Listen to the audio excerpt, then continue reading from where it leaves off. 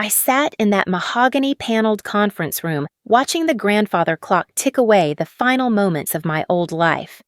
The leather chair beneath me cost more than most people's cars, and everything about Williams and Associates screamed old money, established power.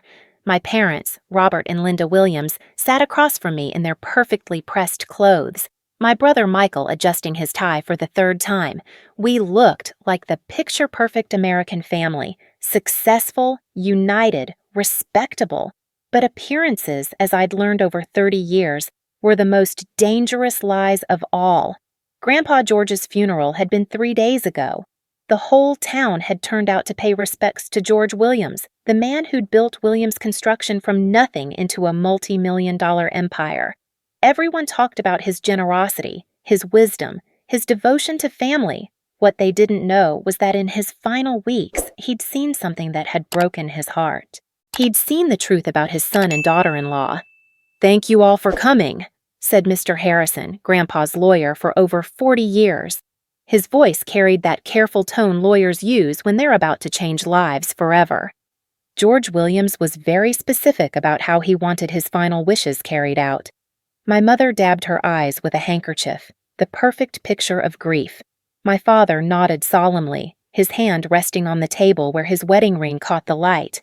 Michael sat up straighter, probably calculating what his share might be.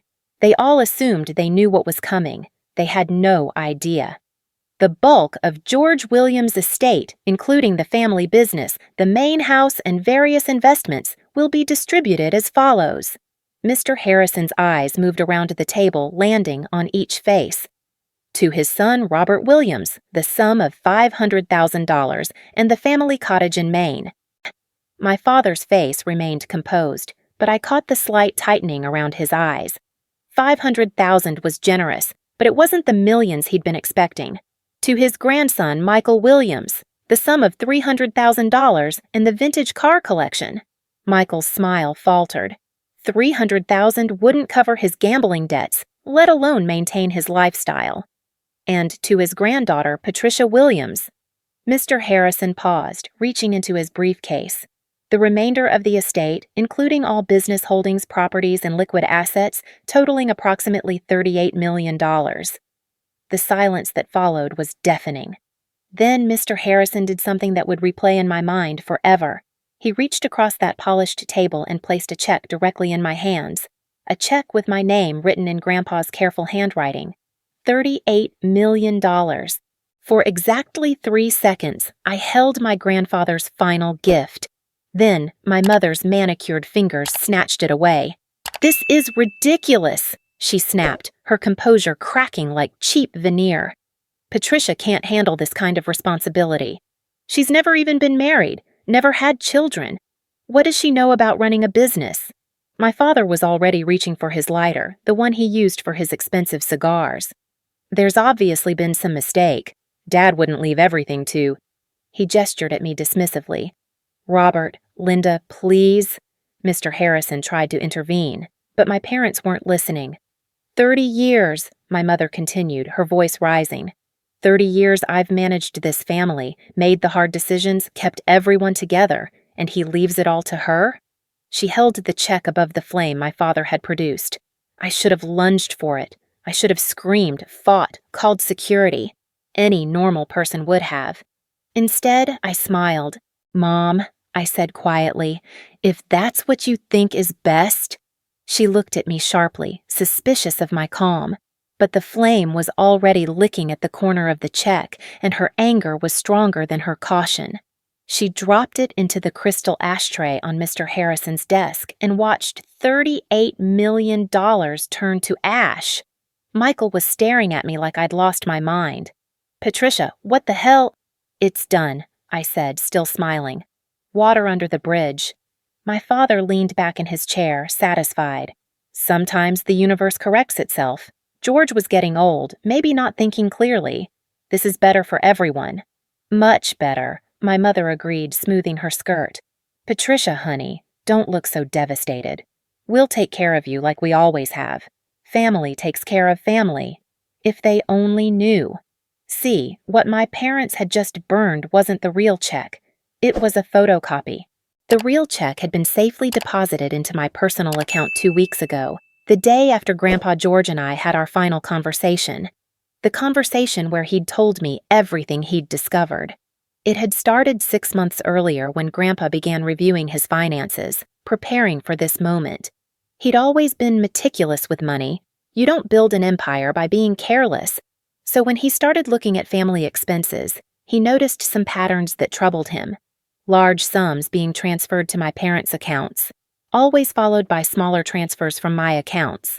Mortgage payments on their house coming from my business account, credit card payments, car payments, vacation expenses, all traced back to me. At first, he'd assumed it was voluntary. Successful children helping their parents maybe, but then he'd started paying closer attention to our family dynamics. He'd watched how they spoke to me, how they treated my success, how they acted when I wasn't around. That's when he'd asked me to lunch, just the two of us. "Patricia," he'd said over soup at his favorite diner, "I need to ask you something, and I want you to tell me the truth. How much money do you give your parents every month?" I'd nearly choked on my sandwich. In 30 years, no one had ever asked me that question. It varies," I'd stammered. "Ballpark. Maybe 10,000?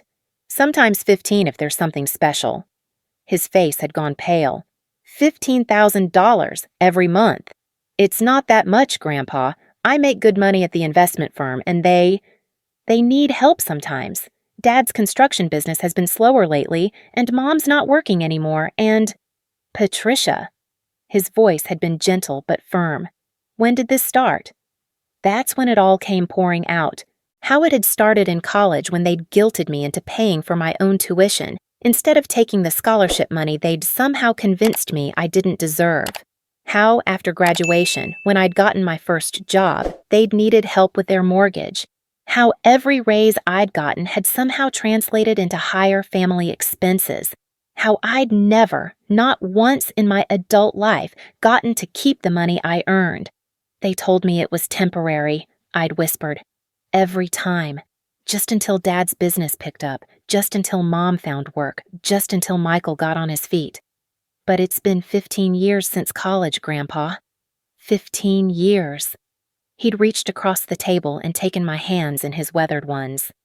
"Do you know how much you've given them?" I'd shaken my head. I'd never added it up. I couldn't bear to. "I did the math, sweetheart. Conservative estimate based on what I can see in the bank records? Over $2 million. $2 million. Money that could have bought me a house, started my own business, secured my retirement. Money that had instead funded my parents' lifestyle while they told everyone how proud they were of their successful daughter, never mentioning that my success was subsidizing their failure. But the worst part," Grandpa had continued, "isn't the money, it's how they talk about you when you're not around." That had been the knife to my heart, because I'd suspected, but I'd never known for sure. "They call you their little banker," he'd said, his voice thick with disgust. "They joke about how easy it is to get money out of you. They've told their friends that you owe them for everything you are, so it's only fair that you pay them back." I'd started crying then, ugly sobs that I'd been holding back for years. "They don't see you as their daughter, Patricia. They see you as their retirement plan." That's when we'd hatched our plan. Grandpa would leave me the inheritance, but we'd make it look like they could take it away from me. We'd see what they really valued, me or the money. Now I knew. After they'd burned what they thought was my inheritance, my parents had seemed almost cheerful. The family dynamic was back to normal in their minds. Michael would get his smaller inheritance, they'd get theirs, and I'd go back to being their personal ATM. "Well," my mother said, standing and smoothing her dress, "I think we've handled this appropriately. Patricia, dear, you understand this was for the best, don't you? You've never been good with big decisions." I nodded, still smiling. "Of course, Mom. You always know what's best for the family." My father clapped me on the shoulder. "That's my girl. Don't worry, we'll help you invest your portion wisely. Maybe put it in some CDs, something safe." They had no idea that my portion was sitting safely in my account. They had no idea that tomorrow morning I'd be meeting with my own lawyer. They had no idea that I'd been documenting every loan they'd requested, every guilt trip they'd used, every manipulation they'd deployed. Most importantly, they had no idea that their personal bank was about to permanently close. As we walked out of that conference room, my mother linked her arm through mine. "You know, sweetheart, your father and I have been thinking. Maybe it's time you helped us with the kitchen renovation we've been planning. Nothing too expensive, maybe just $50,000 or so." I kept smiling. "Of course, Mom, whatever you need." But inside, I was counting down the hours until they learned the truth, until they discovered that the daughter they'd spent 30 years using had finally learned to use them back. The game was about to change, and they had no idea they'd already lost. 2 weeks had passed since the will reading, and my parents had already started making plans for their money. Mom had called 3 contractors about the kitchen renovation. Dad had test-driven a new BMW, and Michael had booked a vacation to Europe. They were spending money they didn't have, counting on me to fund their dreams like I'd been doing for 15 years. But this morning was different. This morning, I was sitting in my own lawyer's office, across from Janet Morrison, the sharp-eyed attorney who'd been helping me document everything for the past 6 months. "Are you ready for this, Patricia?" Janet asked, sliding a thick folder across her desk. "Once we make this call, there's no going back." I thought about all those years of being told I was selfish when I hesitated to write another check, all those guilt trips about family loyalty while they spent my money on luxuries I couldn't afford for myself, all those times they'd introduced me as their successful daughter while privately calling me their little banker. "I've been ready for 15 years, I said. Janet nodded and picked up her phone. "Robert Williams, please. This is Janet Morrison, attorney for Patricia Williams." I could hear my father's confusion through the speaker. "Attorney? Patricia doesn't need an attorney. Is everything all right?" "Mr. Williams, I'm calling to inform you that my client will no longer be providing financial assistance to your family, effective immediately. Furthermore, we'll be seeking repayment of all funds previously advanced, with interest." The silence stretched so long I thought the call had dropped. "I'm sorry," my father finally said, his voice tight. "What exactly are you talking about?" "Over the past 15 years, your daughter has provided your family with approximately $2.3 million in various forms of financial assistance. Our records show that these were characterized as temporary loans to help with family emergencies, yet none have been repaid." "Those weren't loans," my father snapped. "That money was—" "Patricia wanted to help her family. She's successful because of what Linda and I invested in her growing up." Janet's smile was razor sharp. "Mr. Williams, we have documentation of every conversation, every request, every promise of repayment. Email chains, text messages, recorded phone calls where you specifically used the word loan and promised repayment as soon as things turn around." I had spent months gathering evidence. Every guilt-ridden email where they'd asked for just a small loan to cover an emergency. Every text where they'd promised this would be the last time. Every recorded conversation where they'd sworn they'd pay me back once Dad's business improved. "You have 30 days to respond with a repayment plan," Janet continued. "Additionally, Patricia has inherited the bulk of George Williams' estate, including all business holdings. The check you witnessed being burned was a photocopy. The real inheritance was deposited weeks ago." The explosion came immediately. "What?" My father's roar was so loud, Janet had to hold the phone away from her ear. "Patricia, I know you're there. What the hell do you think you're doing?" I took the phone. "Hi, Dad. I'm finally doing what Grandpa taught me, protecting my assets from bad investments." "You ungrateful little—" He caught himself, probably remembering the lawyer was listening. "Patricia, we need to talk. Family to family. Come home right now." "I don't think so. All communication goes through Janet now." "We raised you. We sacrificed everything for you. That money belongs to this family, not just you." "You're right," I said calmly. "You did sacrifice everything. You sacrificed having a real relationship with your daughter for money. You sacrificed family dinners for guilt trips about finances. You sacrificed loving me unconditionally for seeing me as your personal piggy bank." "Patricia, honey," my mother's voice came through. She'd grabbed the phone. You're being manipulated by this lawyer. Family is forever. Money is just money. Then you won't mind living without mine? I hung up. Janet was grinning. How do you feel? Terrified, I admitted, but free. The next few hours were chaos. My phone rang constantly. Mom, Dad, Michael, even distant relatives I hadn't heard from in years. When I stopped answering, they showed up at my apartment. I watched from my window as they pounded on my door, shouting about family loyalty and legal action and how I was making the biggest mistake of my life. My upstairs neighbor, Mrs. Chen, stuck her head out to see what the commotion was about. "Those people are disturbing the peace," she called down. "Should I call the police?" "Yes, please," I called back. Watching my parents get escorted away by police officers was surreal. Dad kept shouting about his rights as my father, while Mom sobbed dramatically about ungrateful children. Michael just looked confused, like he couldn't understand how his personal ATM had suddenly developed opinions. That evening, my phone buzzed with a text from my cousin Sarah, Dad's sister's daughter. "Patricia, I don't know what's happening with your parents, but Aunt Jennifer just called. She's been getting some interesting phone calls about family money. Can we talk?" Sarah and I met for coffee the next morning. She looked uncomfortable, fidgeting with her cup. "This is awkward," she started. "But Mom told me your parents have been calling relatives, trying to get people to pressure you about Grandpa's will." "What are they saying?" "That you've been brainwashed by lawyers, that you're being selfish with the inheritance, that the family needs to stage an intervention." Sarah paused. "But Patricia, Mom also told me something else. She said Grandpa called her a few months before he died." My heart stopped. "What did he say?" "He asked her about your family's finances. Specifically, he wanted to know if she'd ever noticed anything odd about how your parents talked about money. About you." Sarah reached into her purse and pulled out a small recorder. "Mom recorded the conversation. She thought it was strange that Grandpa was asking, but she figured he had a right to know what was happening in his own family." She pressed play. Grandpa's voice, weak but determined.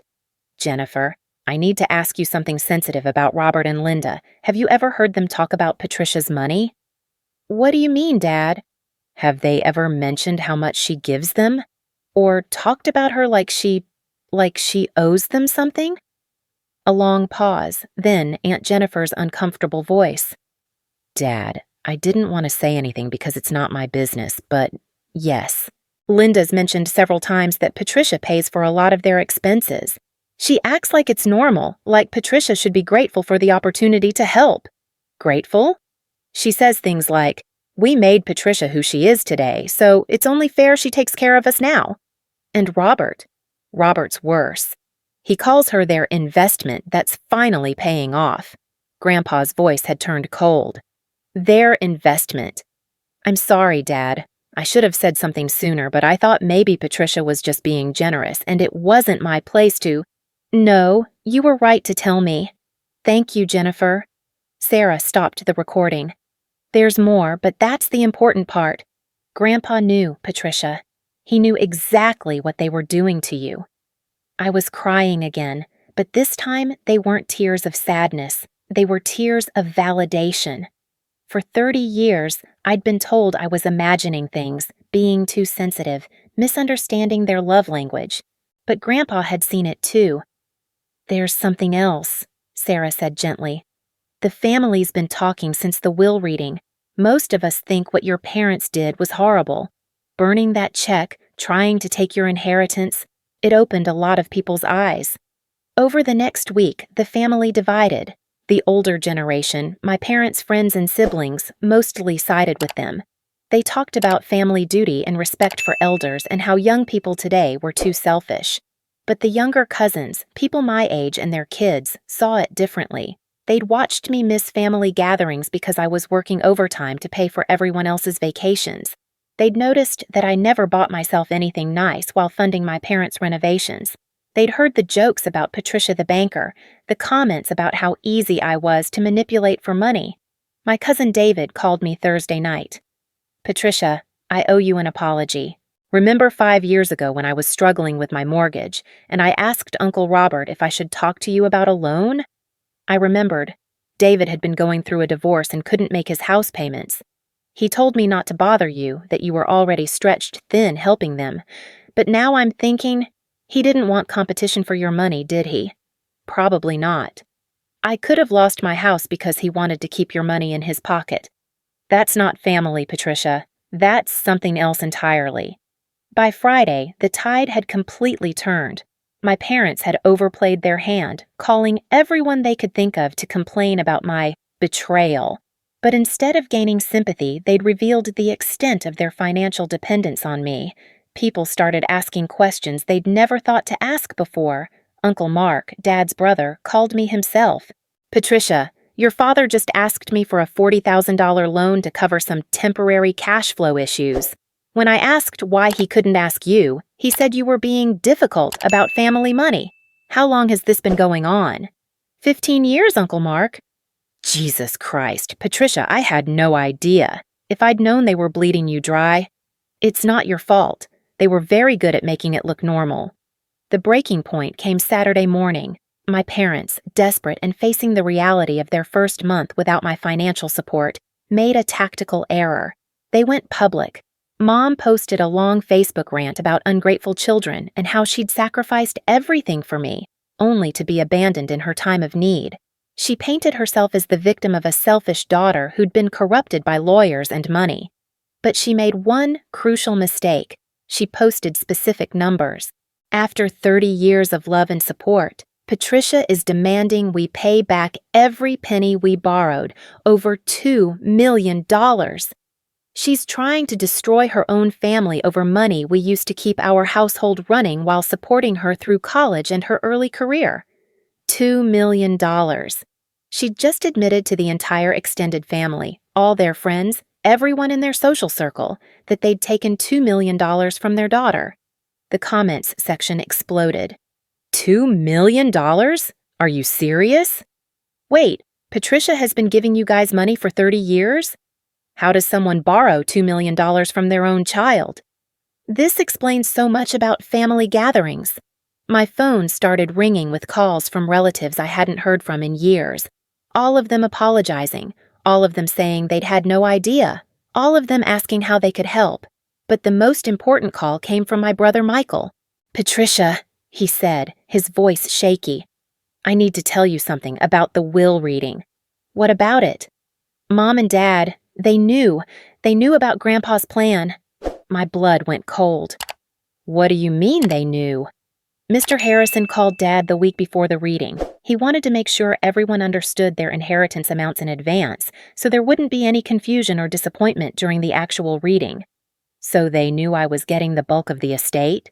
Yes, and Patricia. They planned it, the whole scene with burning the check. They planned to take it away from you.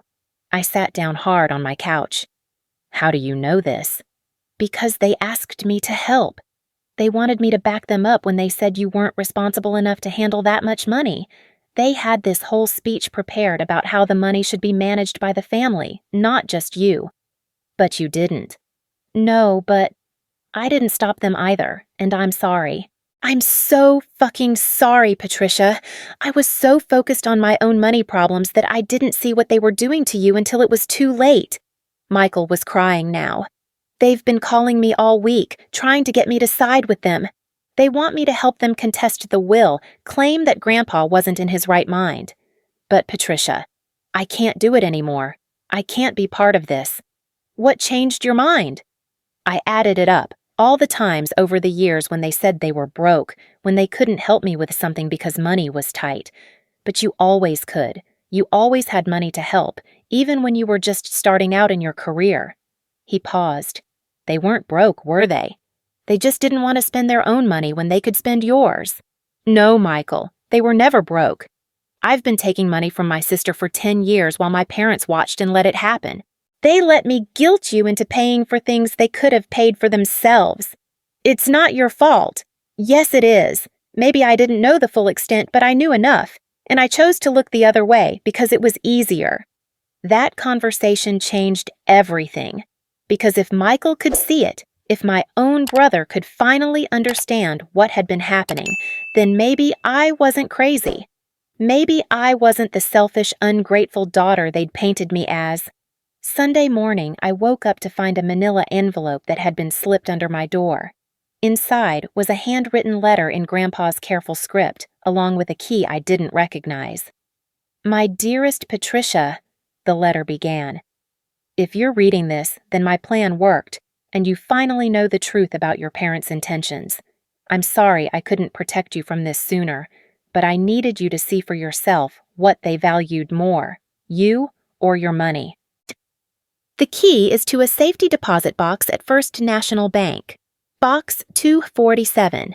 Inside, you'll find documents that will help you understand why I made the decisions I did, and why I believe you're the only one who can carry on our family's real legacy, not the one your parents created, but the one your grandmother and I always envisioned. You are not responsible for your parents' happiness, their financial security, or their emotional well-being. You are responsible for your own life, your own choices, and your own future. Build something beautiful with what I've given you. Build something that would make your grandmother proud. With all my love and faith in you, Grandpa George.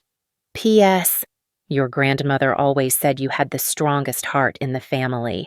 She was right. Don't let anyone convince you that strength is selfishness. I drove to the bank Monday morning, hands shaking as I opened the safety deposit box. Inside were legal documents, financial records, and another letter. But what took my breath away was a photograph of my grandmother holding a baby I recognized as myself, with a note on the back in her handwriting: "Patricia, age 6 months, already showing signs of independence and strength. This one will change the world." The documents told a story I'd never known. Grandpa hadn't just built Williams Construction. He'd started a foundation in my grandmother's name, quietly helping families in crisis, funding scholarships for kids who couldn't afford college, supporting small businesses owned by women and minorities. Everything my parents claimed to value, family, community, helping others, Grandpa had been doing for decades without fanfare. And now it was mine. The foundation had assets of over $12 million. Enough to change lives, to break cycles of poverty and abuse, to help people like me who'd been trapped by family dysfunction disguised as love. I thought about my parents, probably sitting in their house right now, making frantic phone calls and calculating how long they could last without my monthly deposits. I thought about all the years I'd missed out on building my own life because I'd been too busy funding theirs. But mostly, I thought about the future, about using Grandpa's gift not just to free myself, but to help others break free too. For the first time in 30 years, I was completely, truly free. And I was going to make sure I never forgot what that freedom cost or how much it was worth. The game hadn't just changed, I'd won.